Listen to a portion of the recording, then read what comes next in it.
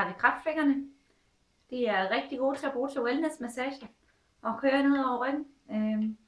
Det er super smart, hvis man ikke selv er voldsomt god til at massere, hvis man ikke lige er uddannet massør og sådan noget, så lige til at massere lidt derhjemme.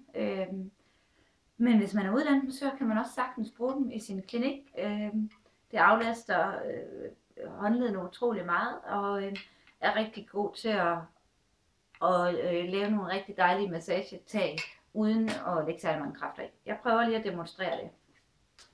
Man kan jo eksempelvis bare køre her ned langs rygsøjlen, og så køre sådan op i cirkler op ad ryggen her. Man skal faktisk ikke trykke særlig hårdt, for tro det eller være, selvom jeg trykker meget, meget overfladisk, så kommer den faktisk ret dybt ned alligevel. Det er da rigtig, rigtig god. Specielt hvis det er, at man ikke selv er så skrap til at massere.